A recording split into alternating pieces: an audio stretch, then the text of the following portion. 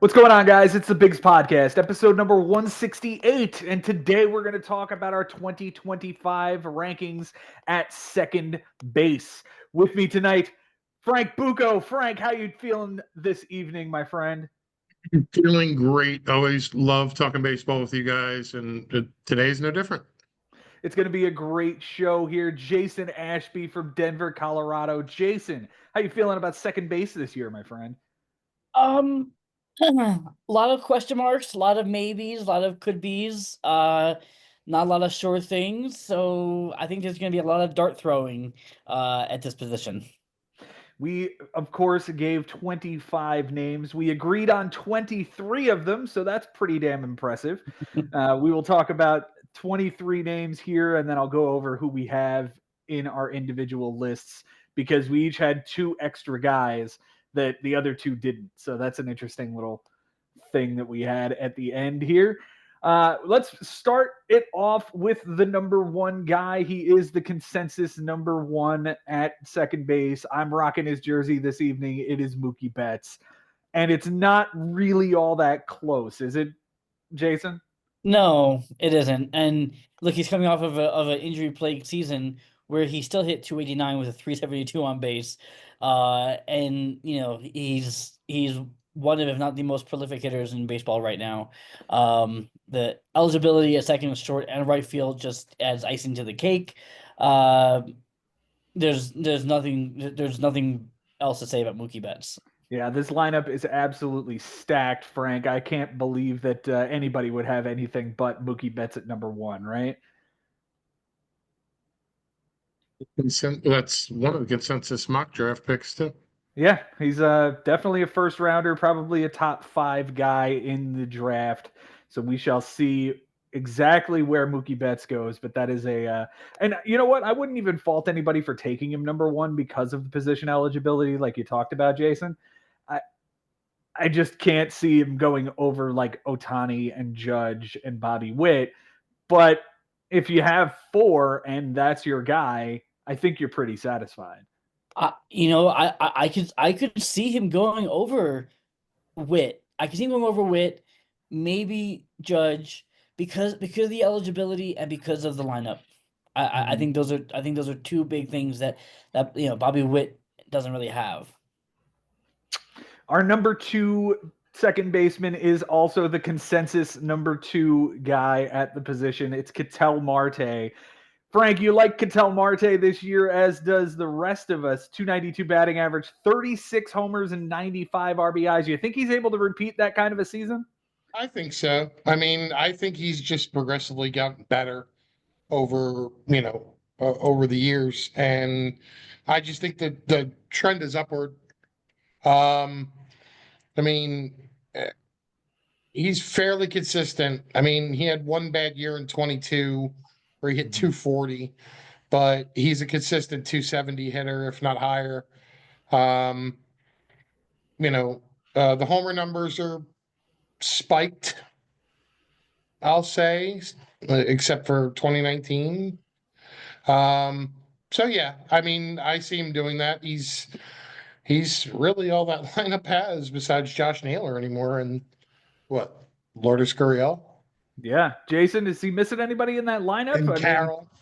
Corbin Corbin Carroll. Carroll, yeah, Eugenio Suarez, is a guy that can hit it a bit, but go back to Marte real quick. Like we talked about in the past, like chasing that 2019 season, the juice ball, where he hit 32 home runs, 92 RBIs. He beat that this year, like without a juice ball. So maybe 19 wasn't so much of a fluke after all. Like, I don't know how to explain the 3 years in between. But like, and it's not like the 3 years in between were pedestrian. They were still good seasons, but these 2019 and the 2024 seasons show that he's a legit power threat. No doubt. And 65 walks was pretty nice at the position. A 372 on base percentage did match Mookie Betts. 93 runs scored was top five at the position. The guy is pretty solid and would be a really nice anchor to put at second base. Very, very nice season he put up. Our and that's where that's where the agreement stops, gentlemen. Like that's where consensus stops, because after this we're all over the map. The next guy, Frank and I have at 3. Jason, you've got one spot lower at number 4. It's Jose Altuve, the aged wonder who just continues to be as consistent as anyone at the position. 20 homers last year, 22 steals, a 295 batting average, and a 350 on base percentage. Frank, do you think there's ever going to come a point where this guy takes a step back? He's dead. Okay. I mean, okay, tough crowd. Well, I mean, when he retires, I mean, he's just consistent all the time, and you can bank on him at a position that's very, very thin. Mm-hmm. Yeah. Yeah. I mean, that's about it. 295, 20, and 65. Very, very safe option here. Very safe option and a very good lineup. Jason, I know you're kind of down on guys who are getting up there in age. Is that the reason he's not number 3 for you? Yeah, it's funny. I guess I kind of overlooked the fact that the guy I have at number 3 is the same age as him, and like I guess I'm stuck on the 2023 season where we only saw half of a season for Altuve, but he came back last year and played a full season and was just as good as ever. The strikeouts weren't terrible, walks were okay, but like he just hit the ball and the 22 stolen bases. So I probably could move him up to number 3, to be honest with you. I feel like it's splitting hairs with the other guy. Yeah. And while that other guy is in fact our number 4, he is your number 3. Frank and I both have him at number 5, however. It's Marcus Semien, who came off of a pretty interesting season last year, hit 237, but his expected batting average was 257. I think you would probably be ranking him a little higher if he in fact hit that number. Only a 308 on base percentage, but still scored 100 runs. 23 homers and 74 RBIs. Frank, you owned Marcus Semien last year. Were you disappointed last year? Disappointed. I mean, I got a guy who played, I'm pretty sure, all 162, if not like 160. But yeah, I was definitely banking on better numbers from him, especially in the Texas lineup. And it wasn't worth the second round pick, in my opinion. Yeah. He played 159 last year, 650 at bats, and hit 237. I think that's ultimately indicative of the sort of down season that the Texas Rangers had across the board. Yeah. And I wonder if this will be a nice bounce back for him, Jason. Yeah, I think so. I mean, look, he if anything, he's a model of consistency. He's going to be there every single game. You're not going to worry about it. And look, his production wasn't terrible when you compare him to other second basemen. When you compare him to Marcus Semien, yes, it was a down year, but you still take 23 home runs and 74 RBIs, from your second baseman. Like I'd be okay with that, knowing that he's going to play a full season. And I think a bounce back. I think a healthy Corey Seager, a healthy Chuck Peterson's now in that lineup behind him too. So these guys need to stay healthy, and you'll see better things from Semien. Yeah, the leadoff spot is probably locked in as his going forward, at least for the next couple of years. But he does have to pick it up. He only had a 699 OPS, and that's pretty down compared to seasons past from him. I don't think we'll ever see him hit 40 homers again. I don't think that's real.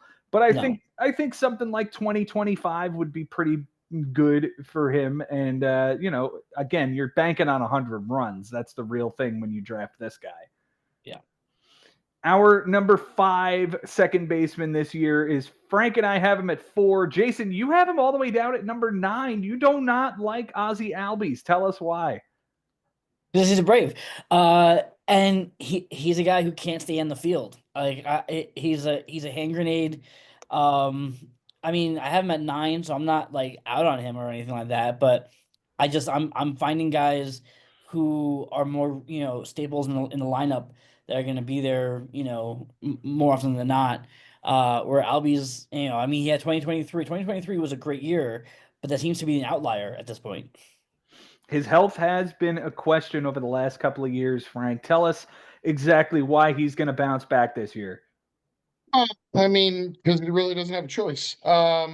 With Acuna being out for the beginning of the season, and us not signing anyone in free agency.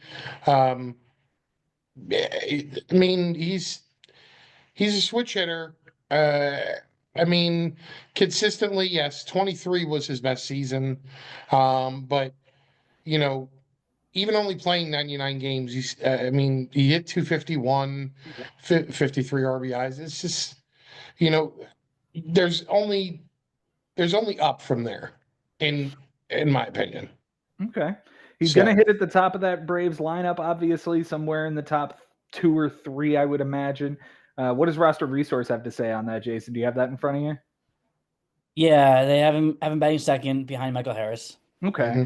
And you got to figure that might change when Acuna comes back, but I don't think he moves. I think Harris is the one that moves out of the leadoff spot. Moves to 9.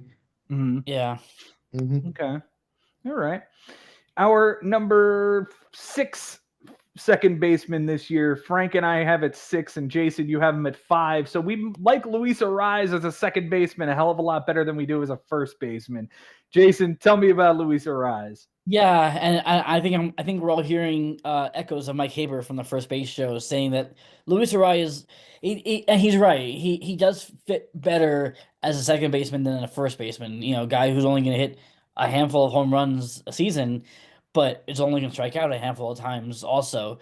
So it's not somebody that fits the mold at first base, but at second base, yeah, this guy is as good as it gets. Yeah, 150 games last year. He hit 32 doubles, which is better than Semien, better than Altuve, better than Marte, which is fantastic if you're going for that category.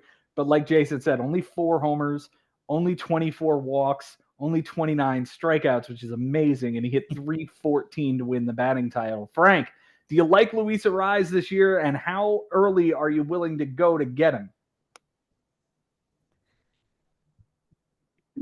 Second base is a very thin position. But because down after 10, it usually gets pretty scary. And I mean, I like him. I mean, but I'm not going to pay, top draft choice for him. Okay. I'll say that. Okay. I mean, he's probably going to go second or third round this year, I would imagine. Ben Nisman always gets in on this guy early because he absolutely loves the lack of strikeouts and the lack of, or the big batting average here. So if that's going to be the spot, then I think he might be pretty alone in getting that guy. And I tell you what, you talk about scoring 100 runs. He only scored, I know he only scored 83 last year, but like he's sitting on top of Fernando Tatis, Jackson Merrill, and Manny Machado. Like that's a good place to be. Yeah, that is a nasty lineup as well. Though after that, it gets a little interesting. Sure, but if you're Luis Arraez and you're getting on base, 35% of the time, and then you have those 3 guys following you, you're probably going to score a run or 2. Yeah, one would imagine. Our number 7 second baseman this year, Frank, you've got him at 9, Jason at 7, me at 8. It's Nico Hoerner, the speed demon of the Chicago Cubs. And there was a point where I thought Nico Hoerner was going to get traded this year. I don't think that's going to happen now. I think the Cubs are pretty set with what they have. So this guy's going to hit atop their lineup. And he had 31 steals and 35 doubles last year. Hit 273 with a 335 on base. Frank, tell me about Nico Hoerner and what you like about him. I mean, I believe he has multi-position eligibility as well. I believe he has second and shortstop, if I'm not mistaken. And I mean, you gotta like somebody in Chicago besides Kyle Tucker. Dansby Swanson ain't it. Pete Crow Armstrong ain't it. I mean, maybe he ain't Happ, but I mean, yeah. The steals is great. If you're looking for, I mean, he doesn't hit a lot of homers. He scores a good amount of runs, and walk to strikeout ratio is good. Yeah. So 44 to 66, I'll take that. Less than Yeah. 100 strikeouts. Yes, please.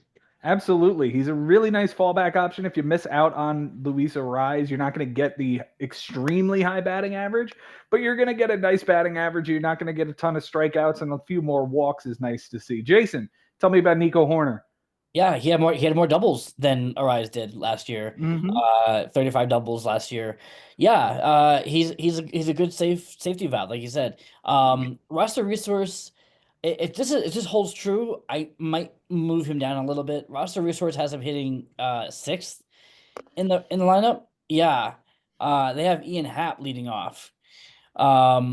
So that concerns me a little bit if that's going to be the case, but we'll have to see what happens during spring training. I'd like to think that he gets back to the leadoff spot. And if he does, I think that's a great fit for him, but I don't like him hitting sixth. Yeah, I don't like him hitting sixth either. I would much prefer him hitting atop the lineup and being able to score a bunch of runs. I mean, he scored 86 runs last year. Why couldn't he score 100 this year in that lineup with Kyle Tucker behind him and Seiya Suzuki and a couple of other big bats? It'll be interesting to see where they bat him in the lineup. You're right. If he is going to hit sixth, I'm dropping him, and I'm dropping him hard. Yeah. Yeah, because like he's hitting like right behind Dansby Swanson and in front of Pete Crow Armstrong. Like that's I don't like that. I don't like that at all. that. Don't like it. Our number 8 second baseman this year, Frank and I have at 7. Jason, you've got him at 12. Tell me about Jordan Westburg and why he's just a little bit down for you. Yeah, I moved him down last minute. And just because I feel like I need to see another a full season from him. We haven't really seen a full season out of him yet. He played 107 games last year, and he was good. He was really good. I just need to see it over a course of like a good 145 games, before I can really put my stock in him. But if what he showed over the 107 games, if that's truly what he can perform, at that level for a full season, yeah, I'm in. But right now I'm just tempering my expectations a little bit. Yeah, he's locked in probably as the third baseman, to be honest, and that's going to be really interesting because he'll have dual eligibility this year. So if you want to lock him in at second base on your fantasy team, great move. Frank, I certainly like this. I like this makeup, and I like this lineup. We've talked about this lineup in past episodes. This is another guy out of this Orioles lineup. Tell me why you like this guy. I just exactly what you just said is I like the lineup. I like the amount of young kids that they brought in, that they're bringing up, and that they have in their organization already. Westberg, he's only 25, so I mean he's going to be there for quite a while. If Jackson Holiday becomes something like, that's a good 1-2 punch to put in up the middle and on the infield. I mean, you have Gunnar Henderson over there. I mean, it's just, I just like him in this whole mix, and it just makes sense. Yeah, he's a solid option. I certainly like him for the dual eligibility this year, and I look forward to seeing what he's capable of over those 140 games, like you talked about, Jason. I could definitely see him being a breakout. Spoiler alert. Number 8 this season was Jordan Westburg. Number 9 this year. Frank has it number 8. I have it number 9. Jason, you've got him at 11. You're loving the Washington Nationals this year. You're telling us not to sleep on him, but Luis Garcia appears to be a little bit further down in your rankings. Tell me about him. Yeah. I mean, look, again, at 11, I'm not certainly not out on him, but he's somebody that I could probably wait on a little bit. I hope. Maybe take a dart throw on. I think he's got the tools to be a good ball player. I do like this lineup more than some other people probably do. On base is a little bit lacking. But like he doesn't kill you in anything. Doesn't kill you in strikeouts. He's just about 20-20 home run stolen base combo. So yeah, he probably could find his way up this ranking. I'm tempering it because I don't know if this how real this Nationals lineup is going to be, and what to make of this kid. But he's only 25, which I absolutely love. Yeah, he's young, hungry, and in a lineup that is coming along quickly. Frank, you like Luis Garcia this year, huh? 282, 18, and 70 from, again, a thin position where you don't have to fight for a guy like him at the top, like at at the beginning rounds. Like if you want to take him in the fifth, sixth, or seventh round, you can do that because he's probably going to be there because all the other guys are going to go before him. Yeah. So Jason, where does roster resource have Mr. Garcia hitting in this lineup? I would imagine it would be toward the top. Yeah, they have him at actually they have him at number 6. Yeah, right Really? now it's C.J. Abrams, Dylan Cruz, James Wood, Nathaniel Lowe, Josh Bell, and then Garcia. that's terrible. Yeah, I don't like that at all. I don't like Josh Bell hitting in front of him. That's not fun. I don't like Josh Bell Yeah. playing baseball, period. You know what it is. A lot of these guys are left. The whole lineup is lefties. So I guess if you're Davey Martinez, you're probably gonna want to try and split those apart as best as you can. So it probably would depend on who they're facing on a given day. But there are a lot of lefties in this lineup. Yeah. Maybe you see a way in which like James Wood moves up to number 2, Dylan Cruz moves down, and you put Garcia number 3, maybe. I don't know. I would like to see Garcia hitting either at the top or the middle of that lineup. 6 just doesn't do it for me, and that's really disappointing to see him hitting that low in that lineup. We'll have to see what they do in spring training. We'll have to see what they do in April, but it's a little disappointing to hear that he's going to be hitting toward the bottom of that lineup. Yeah. Our number 10 second baseman this year, another guy with dual eligibility. Jason, you have him at 6, which I find incredibly interesting because I have him at 14 and Frank is right in the middle at 10. It's Xander Bogaerts. Tell me about Xander Bogaerts, Jason. Why you got him at 6? Again, okay, last year he had injury issues. Fine, but like he's still not a bad year. But prior to that, he was one of the best in the game. And like so I'm willing to like say that 2024 is kind of an outlier for him. He's only 32, so like he's not a spring chicken anymore, but he's certainly not, at the ripe old age of retirement in baseball.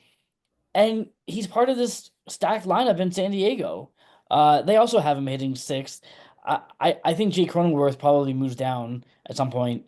But even still, like the guys who are in front of Bogarts, like there's gonna be ducks on the pond for this guy. And dual eligible. He's eligible at both middle and infield positions.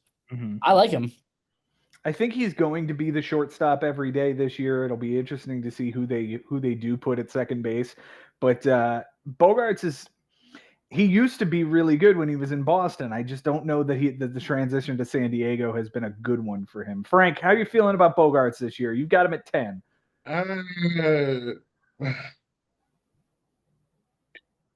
If he's there, I mean, and I'm desperate for a second baseman, sure, but um, I'll take a Luis Garcia from the Nationals before I take this guy.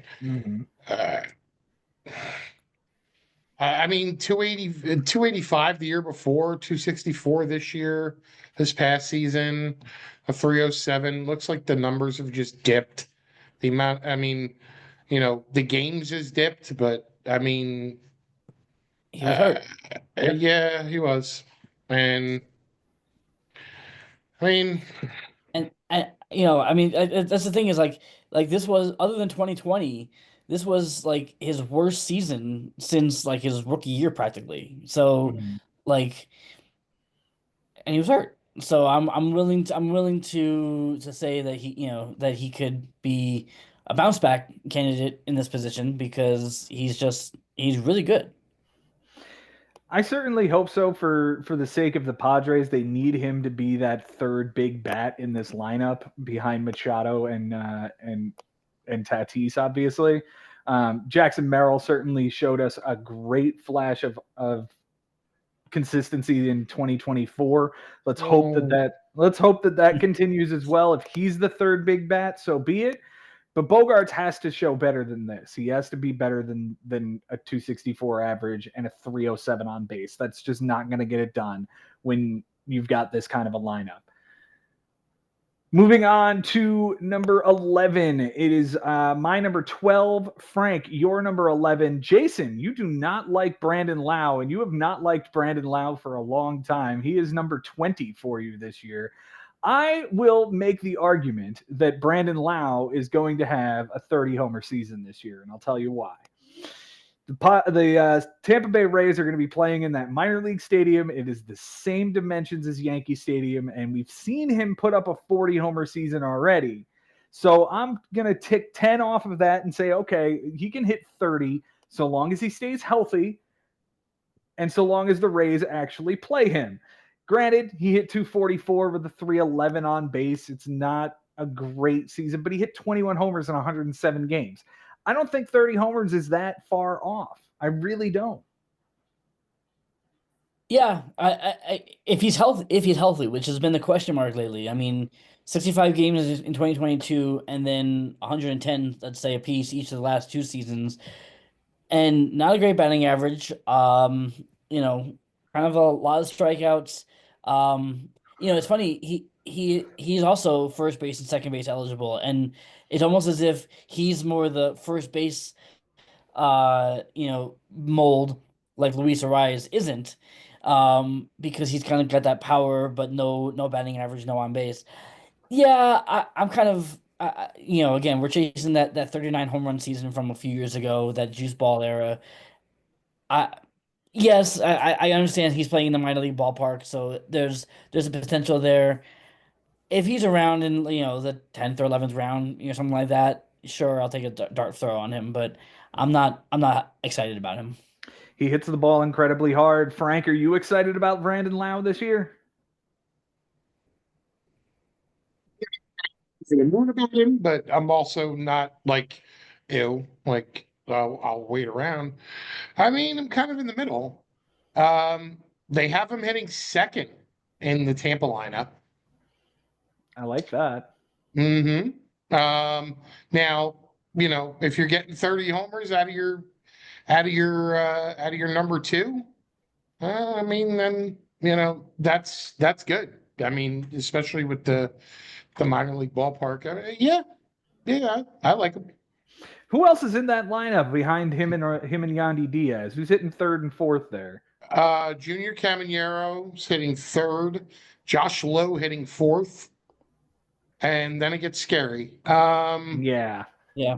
Danny Jansen, Christopher Morel, Aranda, Johnny DeLuca, and Taylor Walls. That is not a good lineup. I'm not going to lie to you. That is not a good lineup. And if Brandon Lau is injured again this year and misses a bunch of time, then it's just going to cripple this lineup. And they're going to listen. I don't think they're going to compete in the AL East this year anyway. But I think that losing Brandon Lau for an extended period again would be very detrimental. Mm-hmm. I mean, they could trade him still. They could trade him. They certainly could trade him. And losing that ballpark would be pretty disappointing as well, unless he goes somewhere like, I don't know, Cincinnati or Colorado. Then we're talking about a great season for him. I don't know. We'll have to wait and see what the Rays do with him. Number 12 for us this year is my number 10, Jason's number 13, and Frank, number 16. It's Jonathan India.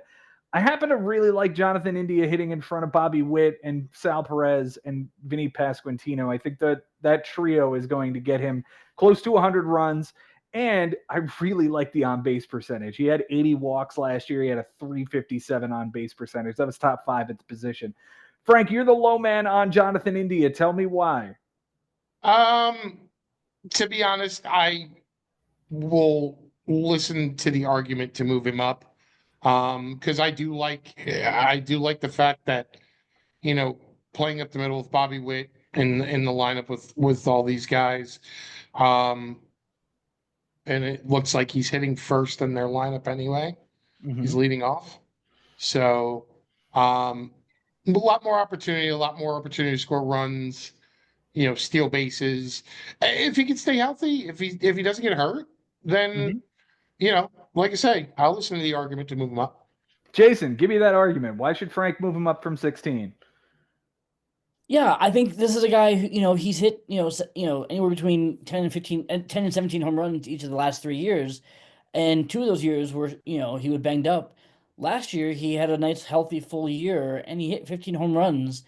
Granted, he played in the Great American Small Park. That definitely boosted it a bit. But so even if he's, kind of comes down to the mean and hits, 12 or 13 home runs as a leadoff guy, while still scoring, 85 to 90 runs, yeah, I'm good with that.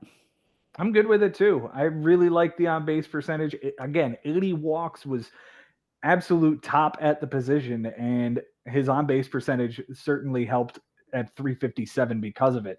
749 OPS. It's on par with someone like Luis Arraez. So I like this. I like this move to Kansas City. I don't like it for the power numbers, but I do like it for the lineup. I really, really like it for the lineup. Yeah, and he's only 28, so he's right in his prime now. Like, yeah, again, a nice full healthy season from him. You could be looking at some, at a good, yeah, nothing going to jump off the page in terms of power, but he'll be on base. He's going to score a bunch of runs. Yeah, I like it. Yeah. Lucky number 13 at the second base position this year. I have him at 11, Frank at 12. Jason, you're a little down on Bryce Terang at 18 this year. Tell me about Bryce Terang and why you're not believing in this kid who stole 50 bases last year. The stolen bases is incredible, and yes, that's great. And it's probably not going to get much worse than that, at least for a while. But the 316 on base, and 254 batting average, not a fan of. And he doesn't do anything else. Like, so, when he gets on base, he steals, but that's really it. He's where's Milwaukee going to be batting him? Because I would imagine it'll be leadoff, but not according to roster resource. oh man, yeah. Jackson Churio is actually going to be the leadoff guy according to roster resource. Bryce Terang is hitting 7th in this lineup. I don't like that at all. Yeah. So again, we're it's January 20th, so I mean, anything, nothing's written in stone in terms of lineup. But if that's the case, ew. But like again, he's not somebody that I'm like gonna just completely ignore. I just need to see something else other than the steals from him. Yeah, he might just be empty stolen bases. Which look, if he steals another 50 bags, he's going to be a top 10 second baseman again this year. But he does have to hit the ball a little bit better. He doesn't hit it hard at all. He's not gonna, he's not gonna hit 10 home runs this year. He didn't hit 10 home runs last year, and they're in a decent ballpark up there in what used to be called Miller Park, and I forget what it's called now. American Family. American Family. That's right. It's an insurance company. Frank, how you feeling about Bryce Terang in this Brewers lineup, man? Hitting 7th. Yeah, it's awful. The 24 doubles is nice. 142 hits. Mm-hmm. The 4 triples, but then it just stops there. It's, I mean, a 316 on base, and you're stealing 50 bases. You're hitting a lot of singles. So, I mean, sure, if again, if he's there, he's there. It's just, it's not somebody you're like, oh, hey, I have to have that guy this year. It's more of a, hey, I missed out on the guy I really wanted, so let me go get this guy if he's available. Right. Yeah. He's certainly a decent fallback option, but he's not somebody that you're going to run out and grab. And at this point in the rankings, we are talking about the back end of what will be rostered in the bigs. We're talking about the 13, 14, 15 area. Jason, this does beg the question: how many of these guys are you feeling comfortable with at second base? How many of your top whatever do you feel comfortable with? Yeah, it probably stops at 15, maybe 16. 17 would be the stretch. That would be like the last, like, yeah. So and Bryce Terang I have at 18. So I don't know if I feel comfortable having him be my everyday second baseman. Mm-hmm. Frank, same question. How many of these guys do you feel comfortable at second base for you this year?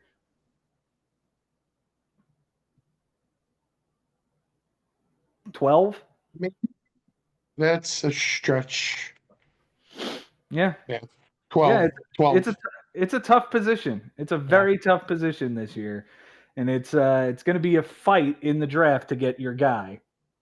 Yeah. Number 14 this year is a guy that Frank Bucco has liked in the past, but has him at 20 this year. Jason, you've got him at 10, and I've got him at 13. It's Brendan Donovan. Frank, what don't you like about Brendan Donovan this year? I just don't like the fact that St. Louis has no exact idea where they're playing him. Mm-hmm. The position eligibility is really nice, but and you know when he plays, he's good. But to rank him here at second base when you have no idea whether he's going to play there or if he's going to be a starter there or if they're going to put him in the outfield because this run got hurt or he's a jack of all trades on that team. Mm-hmm. So it's hard to rank him as a second baseman. It's not that I'm down on him. It's just, he might be a nice backup utility guy for some teams this year.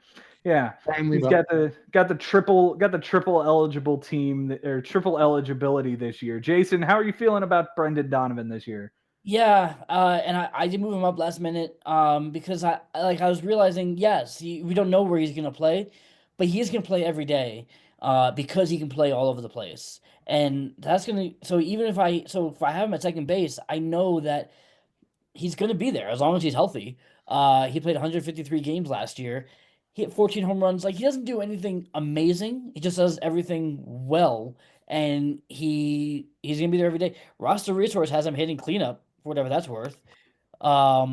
Yeah, uh, as their everyday second baseman. So right now, I'm going off the assumption that he's gonna be the everyday second baseman. But yeah, if Jordan Walker can't find his bat and gets shipped back down to Memphis, and they put Donovan out in right field, okay, fine. But he's still playing. Like, that's fine. That's fine for me. His numbers speak for themselves. I'm good on him. I think I'm good on him too, as far as a backup option or a utility option in that Ben Zobrist mold. 34 doubles last year was really good. The strikeout rate was very low. The walk percentage was pretty good. The on-base percentage at 342, that's pretty damn good for a second baseman, for a light-hitting second baseman who only cranked 14 homers last year.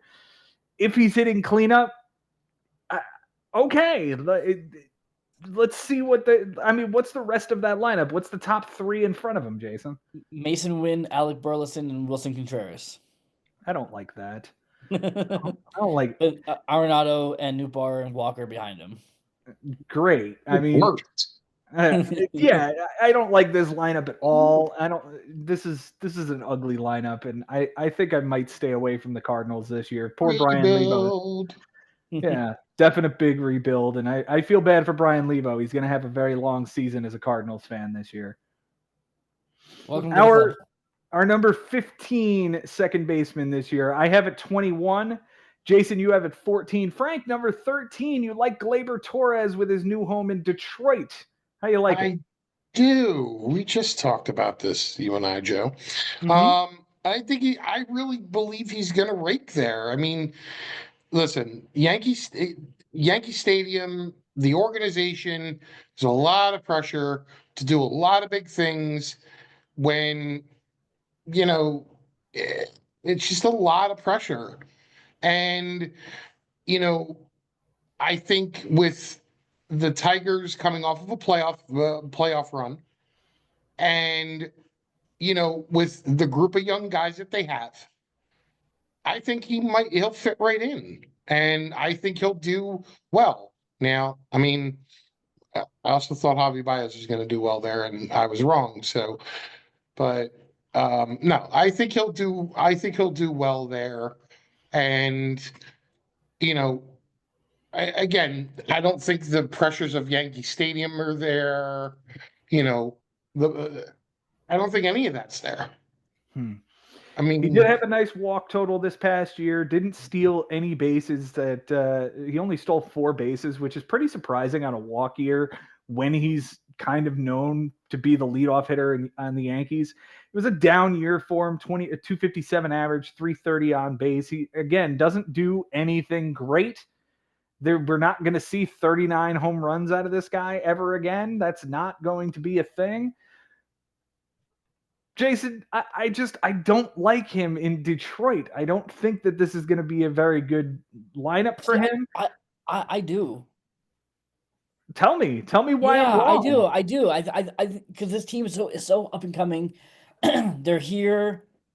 I'm excited for this group, and I think he's in a nice position on this pillow contract. I think he might even run some more.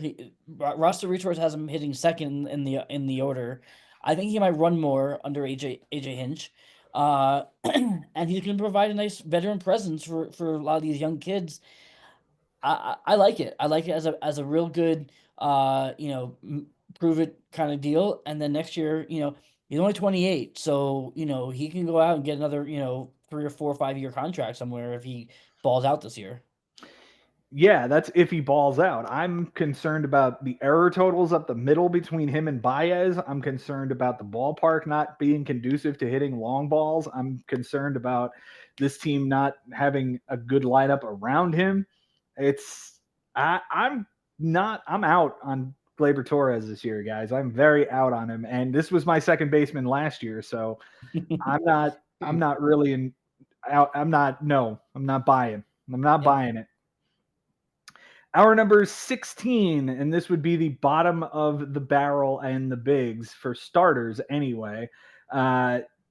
Jason, you and I both have him at 16. Frank, you've got him at 18, right around the same spot. It's my other second baseman last year, Bryson Stott, who stole 32 bases last year, but only hit 245 with a 315 on base. He was a pretty light hitting infielder for the Philadelphia Phillies. Frank, are you liking Bryson Stott this year? no.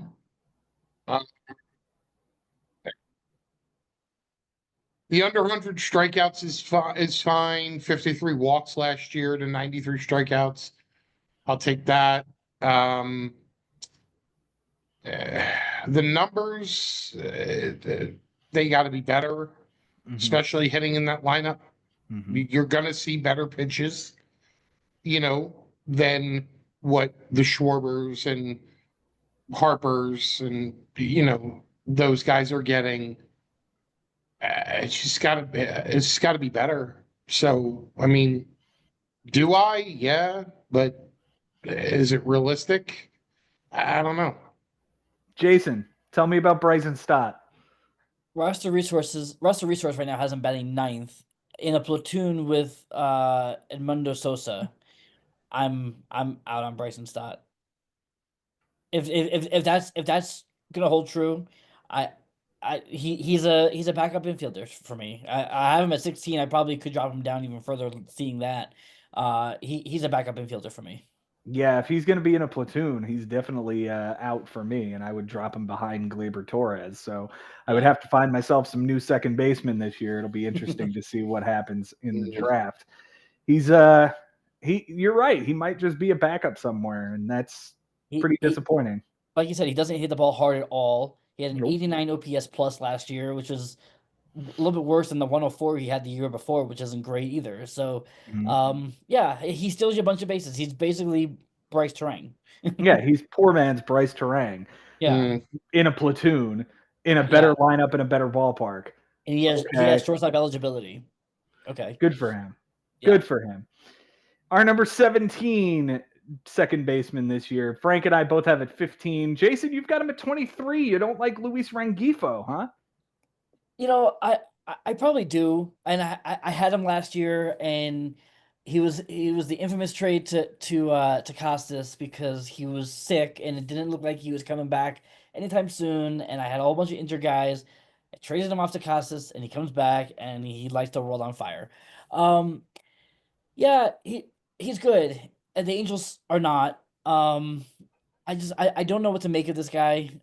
We haven't seen really a real full season, like 145, 150 game season out of this guy. Mhm. So I don't know, but what he did put up last year was really good. 24 stolen bases in 78 games is really nice.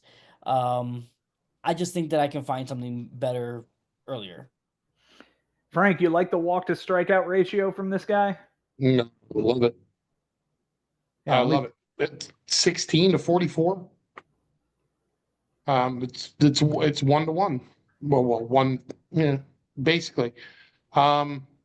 Yeah, I like the on base percentage, and I like the on base percentage. I like the batting average. I like the multi position eligibility. Mhm. And he's on an Angels team that's just not good.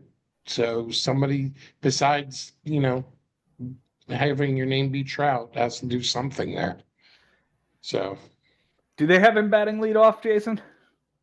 I don't think they did. They have no, they haven't hit in second. They have Taylor Ward hitting leadoff. Why? Why? That makes no sense to me either. Yeah, they have Taylor Ward, Rengifo, and then Mike Trout. I mean, that's a really good spot to be, is hitting right in front of Mike Trout. That's a pretty good spot to score a bunch of runs if he can stay healthy.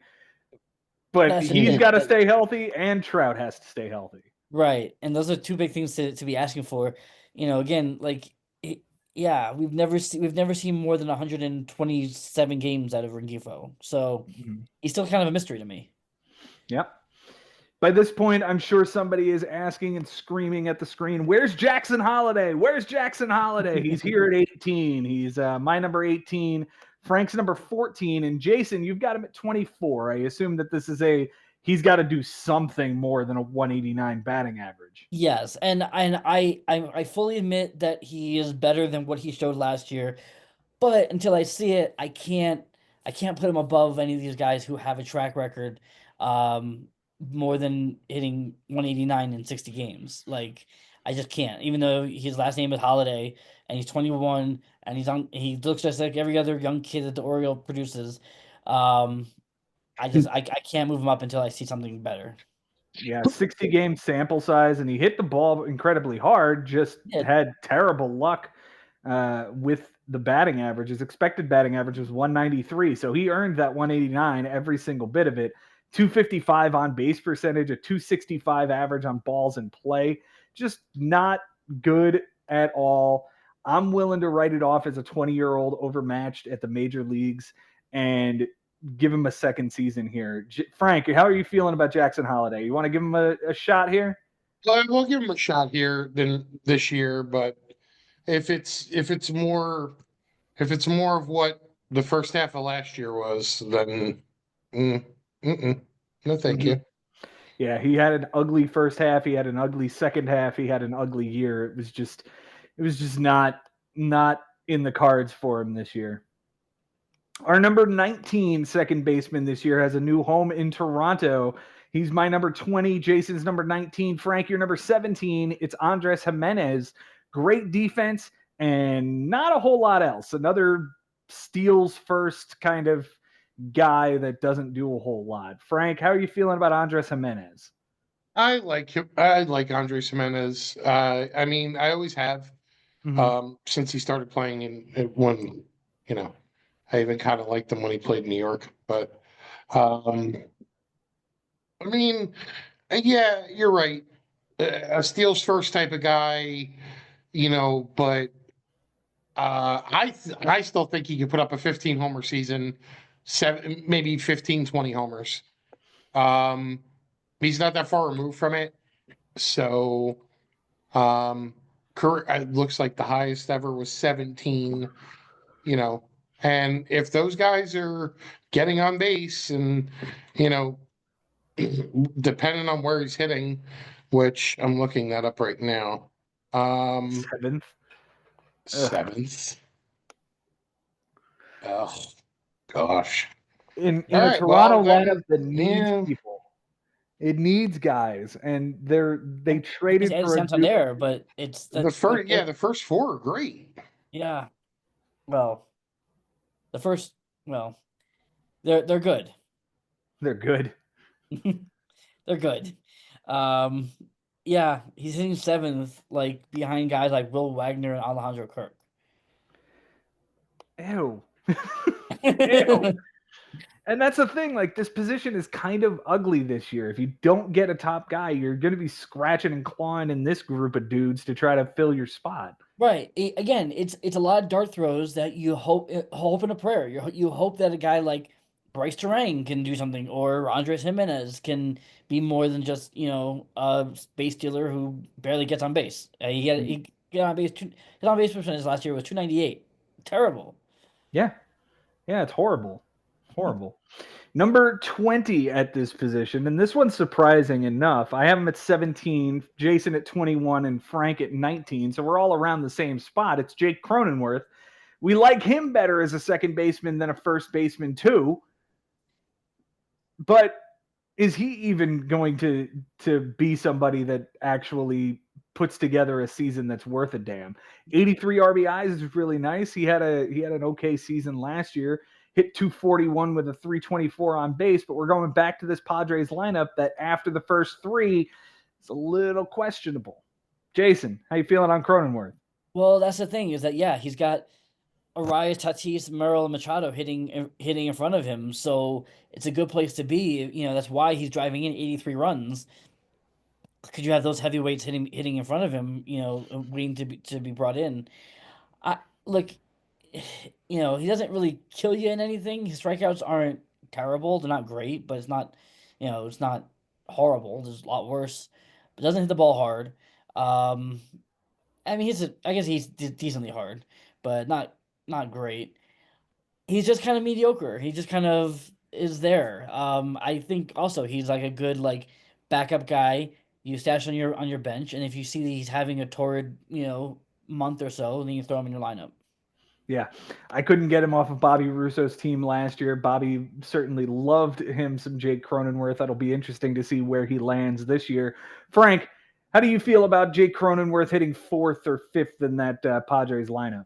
No, no, no, no, Nope.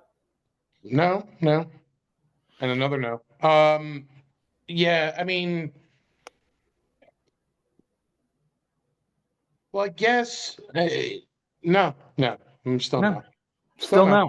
All right. Nope, Still no. nope, He's don't out on like it. Jake Cronenworth. Don't No. like it. Nope. All right. Our number 21 second baseman this year was a late addition to my rankings. I have him at 22. Jason, you've got him at 17. Frank at 24. It's Matt McLain, who we've not seen play baseball in over a year. So why is he at 17 for you, Jason? Because he plays in the Great American Small Park. Assuming he's healthy, he's still only 24, and what we did see from him was really good. So I'm willing to take him on a bounce back. I have him at 17. He's kind of like the last of the real starters for me. Um, but at only if he was 31, I probably would be out on him coming back from an injury like this. But he's only 24, so like I think if there's anybody who has a chance to bounce back from that, it's him. He put up really good numbers in 2023, and the ballpark is a great place for him. So he had 16 home runs in 89 games in 2023. If he's healthy for a full year, 25 home runs. Yeah, I could see it if he's healthy, but that shoulder injury is not anything to sneeze at. I mean, we saw Corbin Carroll have a terrible first half after a similar shoulder injury, and Corbin Carroll played through it. This guy had to have surgery and lost an entire year because of it. I don't necessarily love it. I don't think that he's going to be hitting. I guess he'll hit at the top of that lineup, right? Roster Resource has him hitting third. Oh, third? That's pretty surprising, honestly. Frank, do you feel any better about him hitting third in the Cincinnati Reds lineup? I mean, it depends. He's hitting behind Ellie De La Cruz? No. No. No. No. He's Nope. out Nope. on he's out on I'm Matt out on that McClain as too. well. Like, that's awful. I, I don't know. I like it. I don't, again, if he's healthy, there's not really much competition for that spot anymore now that India's gone. I don't think they're gonna play Santiago Espinal over him. And he's mentioned Corbin Carroll. Corbin Carroll played through it, and that's probably why his numbers deteriorated. McLean had surgery, so they've fixed the problem. I'm going on the basis that they fixed the problem, and now he's good to go. Let's hope they fix the problem. This kid needs to be good for them because they did move Jonathan India to give him this job, and we'll see what he's capable of this year. I'm out on him. Frank's out on him. Jason, it sounds like you're probably in on him if the price is right. Exactly. Yeah, I'm like right there. All right. Number 22 is one final guy that we'll talk about, and then the 23rd guy is somebody we talked about already. So we'll hit on Zach Geloff at number 22. I happen to be the high man on him at number 19. You guys are in the 20s on him. This guy had a sneaky year last year. He hit 17 bombs and stole 25 bases, but struck out an American League leading 188 times with a 211 batting average and a 202 expected batting average, a 270 on base. I'm not saying that he's going to light the world on fire, but he's got to be better than this, right? Right? Right? Right? Sure. But we've only seen a total of 100 and or 200 games out of him between last year and 2023. So there's not a whole lot of track record to go off of. I hope he is. If he's going to be, now's the time. He's 26 years old. He's hitting in the middle of this interesting Sacramento A's lineup. So there's potential there. I just need to see it. Potential and in a minor league ballpark. Frank, how about you get in on Zach Geloff? No? He's out on the Sacramento A's second baseman. Oh, is that what they are called? That's what they're called now. Oh. They're not the North American A's. Okay, fantastic. Yeah, no, I just like, if I need a backup, maybe. Does he replicate 267 and 337 from 23? Doesn't look like it. Great. That'd be I'm sure it would be, but I don't see it. I don't think he can be worse than he was last year with 211 and 270, but a 34% strikeout rate. I don't think that's indicative of what we're going to see this year. No. Worse. It's only 25. All right. The final guy was Colt Keith. We've talked about him on previous shows, so I'm going to skip over him. And let's talk about the two guys on each list that didn't make the other lists. Jason, I'm sure you're wondering where the hell Jazz Chisholm is. He's not eligible at second base. He's probably going to get second base eligibility if they go out and sign a third baseman or find somebody to play that position. So he was the one guy there. And the other one is Jeff McNeil. I'm out on Jeff McNeil. I'm very out on Jeff McNeil. Same. Yeah, I look, I have him at 25, so I'm not in love with him either. I'm giving him the benefit of the doubt because right now he is the Mets starting second baseman, and we've seen what he's capable of. So as a Mets fan, I am hoping that either they get rid of him or he goes back to being something close to the 326 that we saw a couple of years ago. But yeah, I'm probably out on him after this year. I just wanted to give him one more shot. All right, fair enough. Frank had Spencer Horwitz and Michael Garcia. I'm sure we're going to talk about Michael Garcia next week on the third base show, so I'll skip over him. But Spencer Horwitz, Frank, you like this kid on the Pirates? Yeah, I like the move. I like the move from Toronto to the Pirates. I mean, it's going to give him an opportunity to not be shadowed by Vlad and Bichette and those guys. I just I like him. I like it.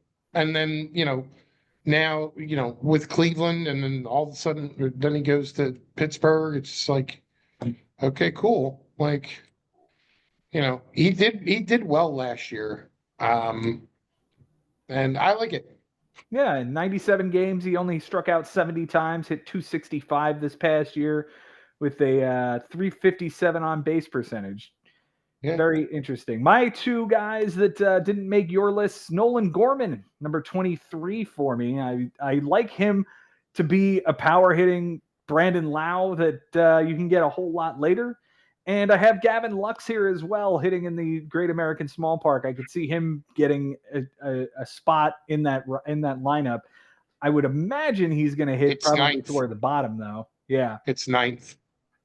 Yeah, he's sitting ninth in that lineup. Yeah. So I've got him at 24. It's not a huge deal. We'll jump over to our sleepers, breakouts, and busts. Let's start with the sleeper, and I'm going to start with you, Frank. Who's your sleeper this year? Colt Keith. Colt Keith. We've talked about him so much, and he's going to be a hot commodity in the draft. I would imagine somebody's going to reach for him. Jason, who you got as your sleeper?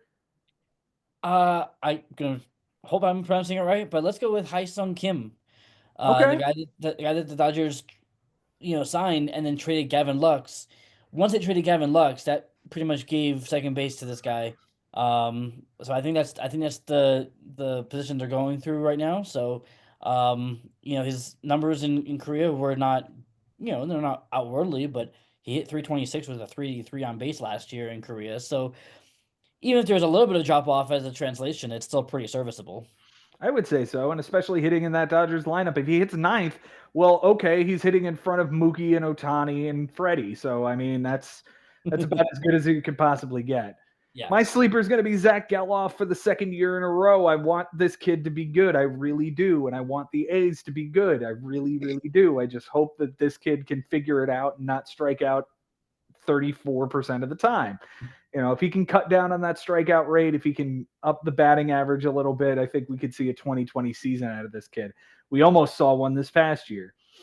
Breakouts. Jason, who's your breakout this year? I have a few, but I'm gonna go with Luis Garcia. We talked about him, earlier in the show. I do like the Nationals lineup. I think at 25, I think there's a lot here to like about this kid.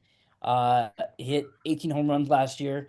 Take a step forward. Give me, 25 at the second base position, and I'm in love with the guy. Yeah. Frank, who you got as your breakout? I'll say Matt McLain from the Reds. Okay.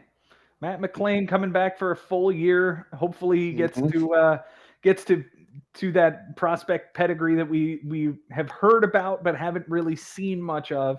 For me, it's Jordan Westburg. I think this dude could hit 25, 30 home runs and be in the middle of that Orioles lineup.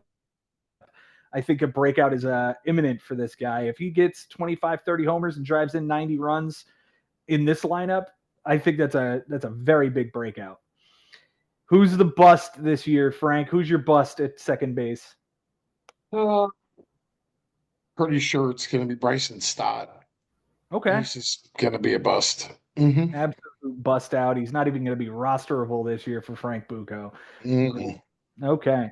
Jason, who do you got at the bust position? I think I'm gonna go with Marcus Semien. Which is tough because I think he's gonna have a bounce back year, but I don't know. There's something about it. He's 35, which is the same age as Altuve, but somehow I think Altuve is gonna end up aging better than Semien. I can see a world in where the Rangers, don't rebound this year, and there's a lot riding on the guys behind him to do well, and if they don't do well, he's not going to do well again. I'm probably out on Marcus Semien. I am out on Xander Bogaerts altogether. I don't think that this is a good ballpark for him. I don't think this is a good situation. I think the Padres overpaid him, and I think they're stuck with this contract for the next gazillion years because he's going to make a ton of money in this lineup. I just don't like what I saw last year. I'm worried about the injuries. I'm worried about the fact that he only hit 264 with a 307 on base. I'm probably out on Xander Bogaerts this year. And number 14 for me this year. I could probably put him even lower than that. Wow. Yeah. Guys, that will do it for the second base show. Frank, thanks so much for being here, my friend. Absolutely. Absolutely. Love being here with you boys. Yeah, it's been a great show. Jason, thanks so much for being here, my friend. Yes. We're what now? Like just about halfway done through these rankings almost, and yeah, it's we're talking about it. Like by the time we get done with these, it's gonna be middle of March, and the draft will be right there.